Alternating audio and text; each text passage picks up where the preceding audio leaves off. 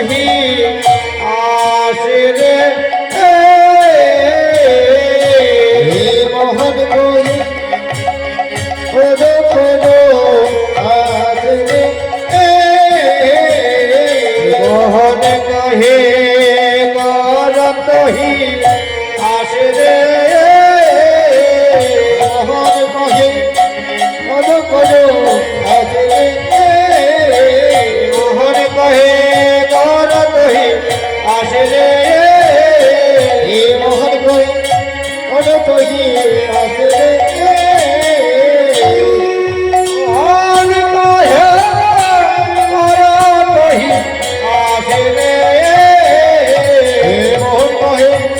করতহি আসে রে মোহন কহে করতহি আসে রে মোহন কহে করতহি আসে রে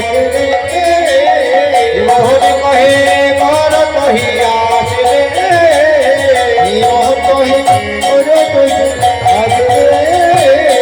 মোহন কহে করতহি আসে রে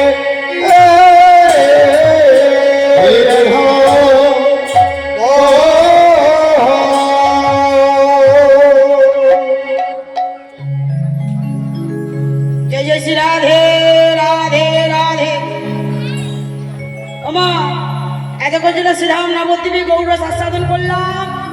এবার কোথায় এলাম? মধুময় বৃন্দাবনে। জয় শ্রী রাধে রাধে রাধে।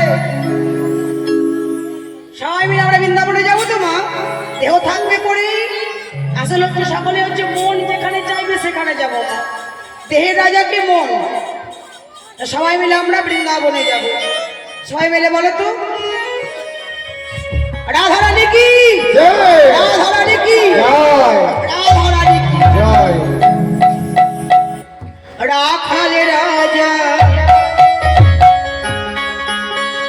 বলে দে না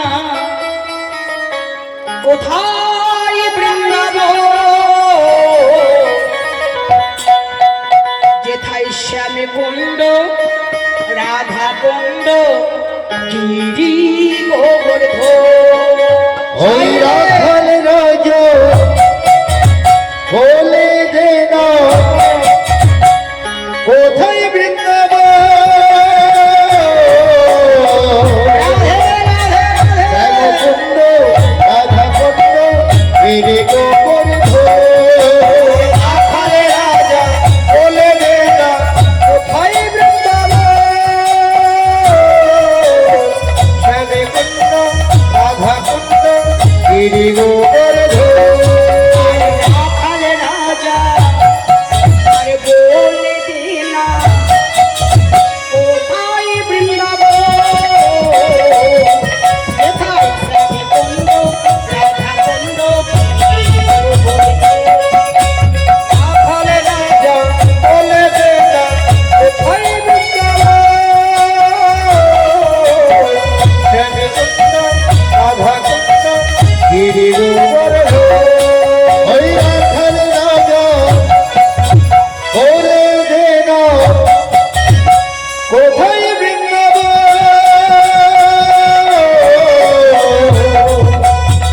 শ্যামকুণ্ড রাধা কুণ্ড গিরি গোবর্ধন।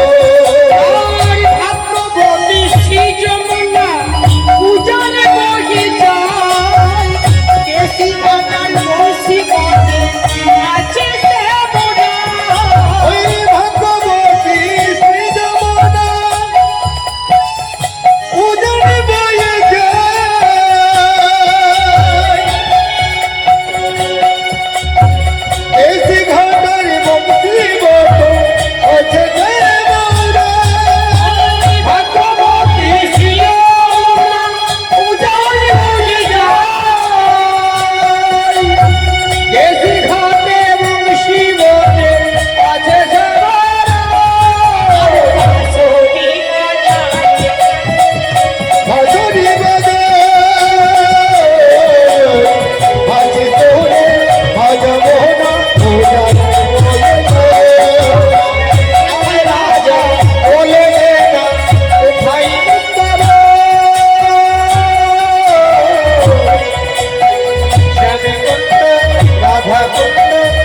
গিরি গোবর্ধন আমার রাজা বলে দিলা কোথায় বৃন্দাবন কোথায়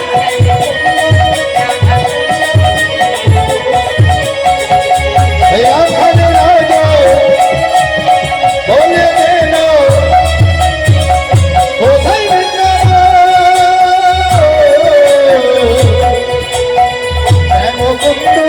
রাধা গিরি বাবা, তা বৃন্দাবনে কারি জয় বললাম রাধারানী, তাই তো সবাই রাহানি কৃপা না হলে গোবিন্দের কৃপা হবে না। তো সবাই মিলে আবার হাততালি দিয়ে করতালি দিয়ে আমরা রাধারাম গাইতে গাইতে বৃন্দাবনে যাবো। সবাই মিলে বলে তো মা, ও রাধে ও রাধে ও রাধে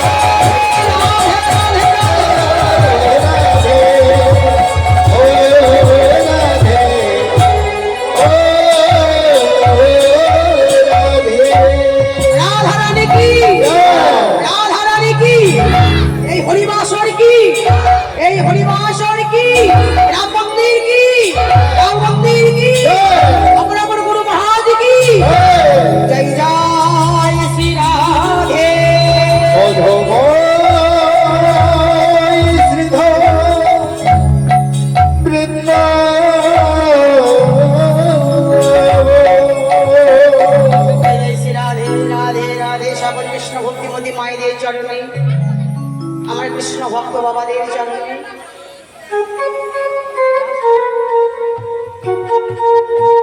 সকল কৃষ্ণ ভক্তিবতী মায়েদের চরণে, সকলের চরণে আমার শত শত প্রণাম। আমি জ্ঞানহীন, বুদ্ধিহীন, ভজনহীন, একমাত্র গুরুর কৃপার বলে আমি এসেছি, গুরুর আশীর্বাদে এসেছি। এই মাগো যতক্ষণ থাকবি সবাই মিলে জয়ধ্বনি উলধ্বনি করতে করতেই, কারণ এত সুন্দর হরিবাসর তোমরা এসেছো। প্রত্যেক দিনই আমরা ঘুমাই মা, 9:30 10টার সময় ঘুমাই। তা আজকে মনে মনে চিন্তা করবে যে আজকে একটু রাত হলে যে উঠে চলে যাব, আর আজকে রাতখানটা তাহলে একদিন রাত জাগলে কিছু হবে না মা, একটু বেলা করে উঠবে, তাহলেই সবাই মিলে হরিবাসর দিকে হরিবল হরিবল হরিবল হরিবল যে হরিবল। মায়েরা আমার কৃষ্ণ নামের জন্য দান করছে, আমি ছোট হয়ে আশীর্বাদ করি এইভাবে যেন প্রভুর চরণে দান করতে পারি। কারণ দান হচ্ছে 3 প্রকার মা, সত্য, রজ, তম। সত্য গুণে দান কোনটি? যেটা তুমি হরিবাসরে দান করছো, কোনো ভক্তকে দান করছো, যেটা আমার এই প্রভু সেবার জন্য দান করছো, ভক্ত সেবার জন্য দান করছো, সেটা হচ্ছে সত্য গুণের দান। এই দানের উপর আর কোনো দান নেই। রজদান,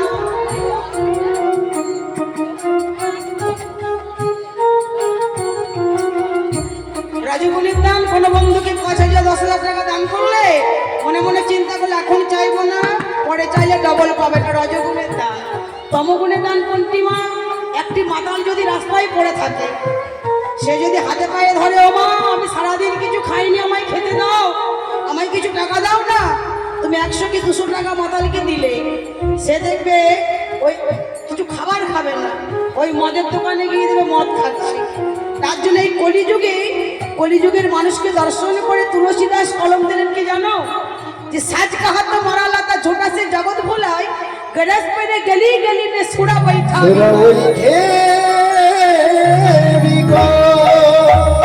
এখন যদি মানুষ সত্য পথে চলে, সত্য কথা বলে মা, দেবে তাকে কেউ মানবে না। সাজ কাহাত মারা লাতা, সত্য কথা বলে তোমার সঙ্গে বেশি মেলামেশা করবে না। ছোটা সে জগৎ বেলায় মিথ্যা কথা বলো, 2 নম্বরই কথা বলো, ভালো ভালো উপদেশ দাও, তাহলে তোমার কাছে অনেক অনেক লোক যাবে। 2 নম্বরই ব্যবসা করে কোটি কোটি টাকার মালিক হবে। তুলসীদাস বলে সাজকা খাতে মরালাতা ছোটা সে জগৎ বলাই, গরজ করে গলি গলি মে সুরা বৈঠা। ওমা তোমাদের এই গোসাই গায়ে যদি কোনো ঘোষ এসে 20 কিলো দুধ নিয়ে প্রত্যেক মায়ের ঘরে ঘরে যাও, মা দুধ নেবে গো, ও মা দুধ নিবা। অনেক মায়েরা বলে আমরা দুধ খাই না গো, মাথা যন্ত্রণা করে, পেটে ব্যথা করে, গ্যাস হয়, অম্বল হয়, আমরা দুধ খাই না। 20 কিলো দুধ তোমাদের গ্রামে নিয়ে এলো, 10 কিলো বিক্রি হলো, 10 কিলো ঘরে নিয়ে গেল, সুরা বৈঠা বিকায়। আমরা সকালে উঠে কি খাই? চা বিস্কুট খাই, ওই চা মুড়ি খাই। তা সেই দাদা ভাই সকালে উঠে ঢলতে ঢলতে চলে যাচ্ছে, তা 500 টাকা নোট দিকে বলছে আমাকে 1 বোতল দে। তাই এখন বনি হয়নি, 500 টাকা ভাঙানি হবে না, বলছে আমাকে দে, তোর কাছে টাকাটা রেখে দে, আমার আবার তো সন্ধ্যাবেলাই চাই। হ্যাঁ লাগবে আবার। বৈঠা বিকা সুরা বইছে বিকা। মদ বিক্রি করে কোটি কোটি টাকার মালিক হচ্ছে। তুলসীদাস বলছে এই ঘোর কলিকালে এটাই হবে। আর কি বললেন? গোকা দুধে কুত্তা বসে, उसका बाछुरी है भूखा, उसका बाछुरी है भूखा। ওই গোকা দুধে কুত্তা বসে, उसका बाछुरी है भूखा, बाछुरी है भूखा। गोका दूधे कुत्ता बसे, बाछुरी है भूखा, उसका बाछुरी है भूखा। ওই গোকা দুধে কুত্তা বসে, বাছুরি है भूखा, उसका बाछुरी है भूखा। अरे सावंती का अच्छा खिलाई, पक्का ना गई रूखा, पक्का ना गई रूखा। समझ को अच्छा खिलाया, पक्का न होई रुखा, पक्का न होई रुखा। गोका दूधे कुत्ता बसे, उसका हाँ। बाछुरी है भूखा। দেখবে মা, অনেক বাড়িতে গেটের সামনে লেখা থাকে কুকুর থেকে সাবধান। হ্যাঁ, তাহলে গায়ের দুধটা দই নিয়ে বাছুরি মরে যাক, তাদের ক্ষতি নাই। গায়ের দুধটা নিয়ে এসে কুকুরের বাচ্চাগুলিকে খাওয়াবে, কুকুরগুলিকে খাওয়াবে। कोका दूते कुत्ता पोसे उसका बाछुरी गई भूखा समंदी का अच्छा खिया ये बाप का ना है ও মা সত্যি করে বলো তো যদি কোনো মায়ের দাদা কি ভাই আসে অনেকদিন পর আনন্দ হয় না মা আজকে 2 বছর পর আমার দাদা এসেছে ভাই এসেছে চাকরি জায়গা থেকে ভালো মন্দ খাওয়াতে হবে তা ঘরে একটা 80 থেকে 85 বছরের বয়স একটা শ্বশুর মশাই আছে বয়স্ক তা বয়স্ক শ্বশুর মশাই বলছে বৌমা ও বৌমা আমার তো বয়স হয়েছে মা আমার রাত্রে ভাত খাওয়া সহ্য হয় না বয়স হয়েছে তো তা আমাকে তুমি 2খানা রুটি বানিয়ে দেবে মা শ্বশুর মশাই কত মিষ্টি করে বললো তা বৌমা কি বলে রুটি মুটি করতে পারবো না যা করবো তাই খেতে হবে যা করবো তাই খেতে হবে রুটি মুটি করতে পারবো না বাবে কানা হ্যাঁ রোখা ভগবানা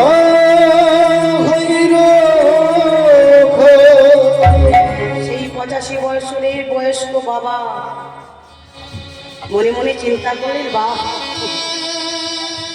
এত সুন্দর সংসার করলাম নিজের স্ত্রী 10 বছর হয়ে গেল আমায় ফেলে চলে গেছে 4টে ছেলে কোনোদিন হরিবাসরে যাইনি হরিনাম শুনিনি কৃষ্ণ নাম কোনোদিন বদনে বলিনি সারা দিন রাত্রি ভূতের মতো পরিশ্রম করি পরের দুয়ারে কাজকর্ম করে 4টে ছেলেকে মানুষের মতো মানুষ করলাম যে আমার আপনজন তাকে একবার আমি ডাকিনি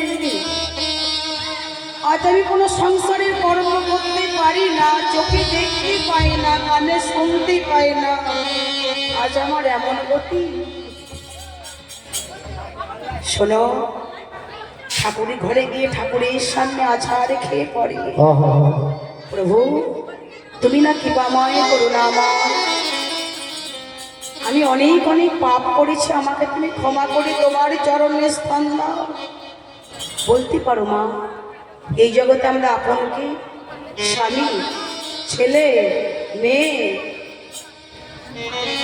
সবারই কর্মের ভাগ কেউ কারো কর্মের ভাগ নেবে না মা রামায়ণে দেখেছো দস্যু রত্নাকর মানুষ খুন করে সংসার চালাতো যখনই ব্রহ্মাকে মারতে যাবে ব্রহ্মা বলছে কি আমাকে মেরে তোমার কি হবে আমার এই বস্ত্র নিয়ে তোমার কি হবে আমি এই পথে কতজনকে কেটে দিই খুন করে দিই আমি সংসার চালাই তা তুমি যে প্রত্যেকদিন মানুষ খুন করে সংসার চালাইছো তা তোমার পাপের ভাগী কে হবে বলো তো কেন আমার মা বাবা আমার স্ত্রী আমি টাকা খাই না খুন করে আমার মা আছে বাবা আছে আমার অর্ধাঙ্গিনী আছে তার দিকে দিই তবে তো আমি খাই বেশ তুমি আমাকে মারবে তুমি একবার মাকে বাবাকে নিজের স্ত্রীকে জিজ্ঞাসা করেছো তো যে তারা তোমার পাপের ভাগী হবে কিনা না না আমাকে তুমি মিথ্যা কথা বলে তুমি পালিয়ে যাবে না না পালাবো না আমি এই বৃক্ষতলে থাকলাম তুমি একবার জিজ্ঞাসা করে এসো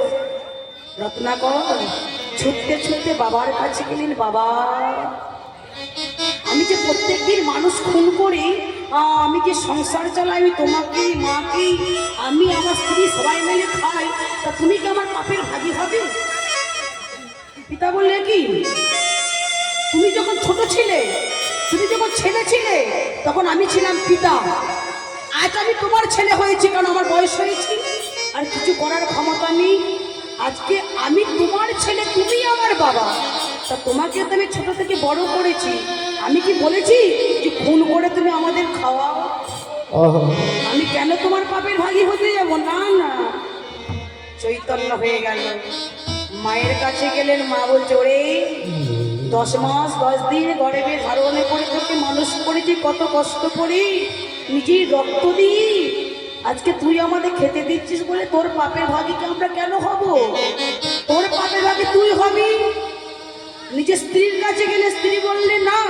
তুমি তোমাকে নিয়ে এসেছো অর্ধাঙ্গিনী করে আমাকে ভরণ পোষণের ভাত দিয়েছো তোমার পাপের ভাগী কেন হব রত্নাকর কাঁদতে কাঁদতে ছুটে চলে গেলেন ব্রহ্মার কাছে গিয়ে আছাড় খেয়ে পড়লেন প্রভু আমি যে কত কত পাপ করেছি আমার পাপের ঘোড়া পূর্ণ হয়ে গেছে তাহলে আমি কি উদ্ধার পাবো না যাও তুমি স্নান করে এসো পুকুরে তা রত্নাকর কত পাপ করেছে দেখো মা যখন দেখলে এক পুকুর জল রত্নাকরকে দেখে সমস্ত জল শুকায়ে গেল।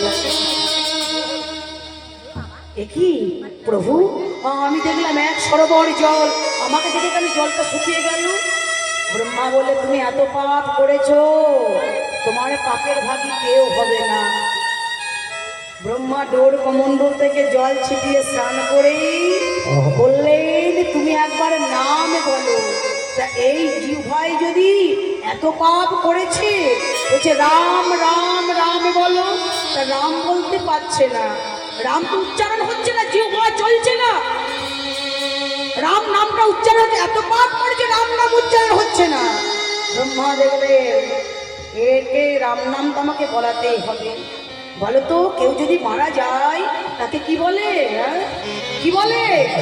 তখন বলছো মরা, ওই মরা মরা করো, মরা মরা মরা মরা বলতে বলে 60,000 বছর প্রাণ চলে গেছে, অস্তিত্ব আছে, গোটা দেহটা কীট পতঙ্গ খেয়ে নিয়েছে। সেই দস্যু রত্নাকর রাম নামে উদ্ধার পেয়েছিল। আর যখন সেই রচনা করলে শেষেই ব্রহ্মা নাম দিলেন বাল্মীকি, যে রামায়ণ রচনা করেছে। বলছি প্রভু, তাহলে আমার পাপের ভাগীদার হলো। তাই বলছে শোনো, তাহলে কি হবে না, যখন সেই বাবা গিয়ে ঠাকুরের সামনে কাঁদে, তিনি বলেছেন জন্ম জন্মার্জিত পাপ চৌড়া, যদি রাশি রাশি পাপ করো মা, যদি একবার ঠাকুরের সামনে কাঁদো, তাহলে তোমার সমস্ত পাপ তাপকে গ্রহণ করি, তোমাকে ভক্ত করে তোলে। তাই বললেন চরিকা ছেড়ে সাধুকা বাঁধে প্রতিজ্ঞা লাগায় ফাঁসি। আরে বলি তোর তামাশা দেখে আমার লাগে আর হাসি। রে কলিতার তামাশা দেখে লাগে और हंसी। चोरिका घर का बहिरी पीड़ित न पाइए, चित लगाइए जीद लगाए दासे। बोली तोरे तमाशा देखे हमारे लागे और रे कलितार तामाशा देखे লাগে और हंसी। এই কলিযুগে হচ্ছে প্রতিটি ঘরে ঘরে, সবারই ঘরে কি হয়, ঘর কা বহিরি পীড়িত না পাইয়ে, মানে ঘরের যে নিজের স্ত্রী সে পেল না ভালোবাসা, আর ঘরের যে কাজের মেয়ে রেখেছো, যে তোমার সংসারে কাজকর্ম করি, মালিকের সঙ্গে তার হয়ে গেল ভালোবাসা। তুলসী দাস বলছে এই ঘোর কলিকালে এটা হবে। ঘরকা বহিরি পীড়িত না পাইয়ে চিত লাগাইয়ে দাসী, রে কলি তোর তামাশা দেখে লাগে আর হাসি। চোরের কাছে সাধুকা বাঁধে, একজন চোর তোমার ঘরে চুরি করেছে মা, কিছুক্ষণে কি পরে এলো একটা বাবাজি বৈষ্ণব হরে কৃষ্ণ মা ভিক্ষাং দেখে। সেই ঘরের মানুষ বলছে শোনো শোনো, এই বাবাজিটা আমার ঘরে চুরি করে নিয়ে গেছে, আমি দেখেছি। সবাই মিলে গিয়ে সেই বাবাজিকে প্রহার করতে লাগলো। তা একটা বৈষ্ণবের অঙ্গে যদি আঘাত লাগে মা, কোনো জন্মেই পাপের খণ্ডন হয় না, কারণ বৈষ্ণব অপরাধের ফল কি মা, চাপালে গোপালে হয়ে গেল কুষ্ঠবধি, নাম অপরাধে বৈষ্ণব অপরাধে। তাই বললে কলিযুগে এটাই হবে। তাই আজ আমার গোবিন্দ কি করেছে, নাসার যাওয়া ফেরত গোষ্ঠী যাকে বলে উত্তরা গোষ্ঠী, আজ আমার গোবিন্দ শ্রীরাম সুদাম রাম বসুরাম সমস্ত সকালের নিয়ে খেলা খেলেছে। কৃষ্ণের যত খেলা সর্বোত্তম নরলীলা, তাহার সর কেন করে নব কৈশোর নরলীলা হয়। কৃষ্ণের জাতিক খেলা বলতে মা ভগবানের 10টি অবতার, 10টি অবতারের মধ্যে মৎস্য কর্ম বরাহ নৃসিংহ বাম, প্রত্যেক অবতারই যা যা করেছি তার মধ্যে সর্বশ্রেষ্ঠ লীলা কোনটি মা বলতো, যেটা মানুষের মতো লীলা করে তিনি দেখিয়ে গেছে। গোপবেশ বেলুকর নবকৈশোরে নটবরে নরলীলা হয় অনুর। আজ আমার শ্রীরাম সুরাম রাম বসুদামে খেলা খেলেছে। অজয় শ্রীরাম, আজ কি খেলা খেলবো বলতো? আমরা কানামাছি খেলবো, কানামাছি খেলবো, কানামাছি খেলবো, কানামাছি খেলবো, কানামাছি খেলবো। কানামাছি খেলাটা কেমন রে? গোবিন্দ বলছে কেন? 12 জন শাখা আছি, একটি শাখা চুক্তি বেঁধে দিবি, আর একটি পত্র ফুটো করে নিয়ে আসবি। এই ছিদ্রপত্রের যার ভাগ্যে পড়বে এই নন্দালয় থেকে গোষ্ঠালয় পর্যন্ত তাকে কাঁধে করে নিয়ে যেতে হবে। আমার গোবিন্দ কি করেছে, একটি পত্রকে ছিদ্র করেছে মা। এবার ছিদ্র করে ওদের বলছে, শ্রীরাম তুই একটা টানত। শ্রীরাম টানবার আগেই বলছে, কানাই তোকে স্মরণ করে টানছি ভাই, আমার ভাগ্যে যেন ভালো কথা করে। গোবিন্দ মনে মনে চিন্তা করলে, শ্রীরামের ওরে শ্রীরামেরে এই জগতের ভক্ত যদি আমাকে স্মরণে করে যদি কোনো কাজ করিতে যায়, কাজ করিতে সব জায়গা থেকে জয়ী হয়ে আসে। ওরে সব জায়গা থেকে জয়ী হইয়া আসে। কিন্তু আমাকে স্মরণে করে তো এই জগতের মানুষ আমাকে স্মরণে করে কোনো কাজে যায় না। তার জন্য এই মানুষের কলিযুগের মানুষের এত দুর্দশা পরিবার। তা তুই যখন আমাকে স্মরণ করেছিস, তোর ভাগ্যে তো আমি ছিদ্র পাতা দিতে পারি রে। শ্রীরাম বলছে, কি মজা কানাই, আমার ভাগ্যে ভালো পাতা পড়েছে। ওরে শ্রীরামেরে এবার তুই একটা টান তো। পটুও টানবার আগে বলছে, কানাই তোকে স্মরণ করে টানছি, আমার ভাগ্যে যেন ভালো পাতা পড়ে। এবার সমস্ত সাথাই কানাইকে স্মরণ করে টানলো মা। এবার সবারই ভাগ্যেই ভালো পাতা পড়েছে। ছিদ্র পাতাটা কার ভাগ্যে পড়েছে? আমার গোবিন্দের ভাগ্যে। আমার গোবিন্দ মণির বদনে দাঁড়িয়ে আছে তো। তা শ্রীরাম বলছে, কানাই তোর হাতটা দেখি তো, দেখি তোর হাতটা দেখি, তোর হাতটা দেখি না। বলছে, এটা আমার হাতে দে। ও তোর ভাগ্যে ছিদ্র পাতা, কি মজা কানাই।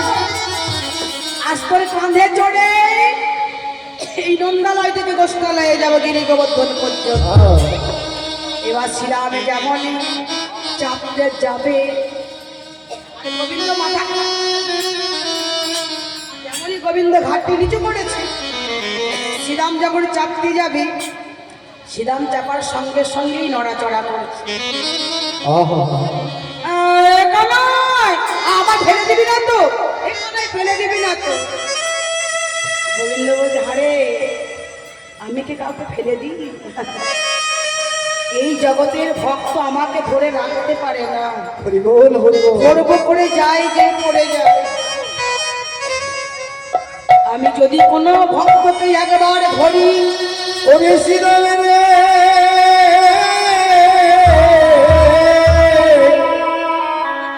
আমি যদি কোনো ভক্তকে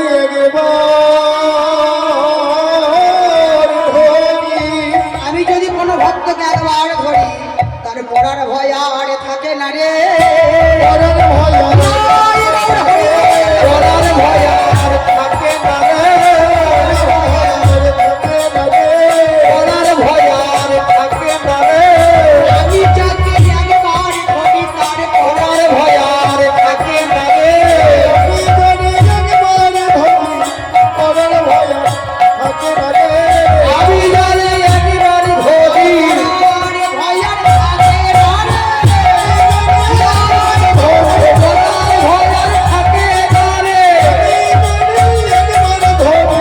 পরার ভয় আর থাকে না রে। শ্রীরামেরে একবার ধরি তার পড়ার কি ভয় থাকে ও মা। ভগবান যাকে ধরে সে কোনদিন পড়েই। হ্যাঁ, তাই শ্রীরামের চরণ দুটি বক্ষ মাঝি পেয়ে আমার গোবিন্দ দুটি নয়ন জলে বক্ষ ভাসিয়ে কাঁদছে। আর গোবিন্দের নয়নের জল দেখো শ্রীরামের চরণে পড়ছে। যখনই চরণের মধ্যে পড়ছে, শ্রীরাম বলছে, কানাই তুই কাঁদছিস? কানাই ও কানাই তুই কাঁদছিস? তুই আমাকে নামিয়ে দি, আমাকে নামিয়ে দি। আমাকে নামিয়ে দে, তোর কান্না আমি দেখতে পারবো না। শ্রীরাম রে, আমি ভক্তির সবকিছু সইতে পারি, কিন্তু ভক্তের নয়নের জল আমি সইতে নারি। নয়নের জলে আমি সইতে নারি। যদি কোনো ভক্তই আমার নামে ধরে কাঁদে, যদি কোনো ভক্ত আমার নামে ধরে কাঁদে, সেখানে আমি না গিয়ে থাকতে পারি না। তাই শ্রীরাম যখন খেলা খেলছি মা, খেলা খেলতে খেলতে পশ্চিমে বাগনে পানে চেয়ে দেখে আর বেলা নেই। কি করবো বাবা? করবো, শুনবে তো? যদি বলেন তো করবো, না হলে করবো না।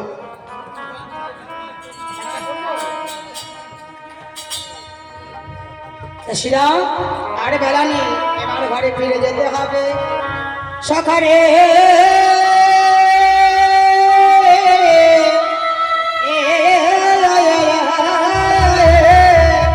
আরে পালে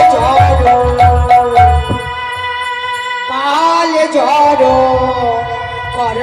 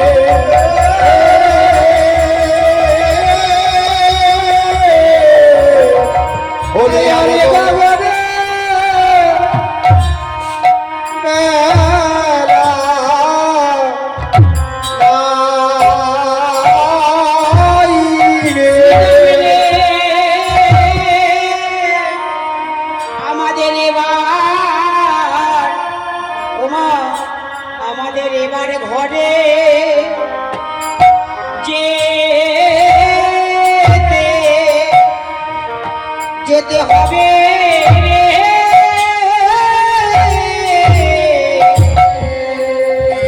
আরে গগনে,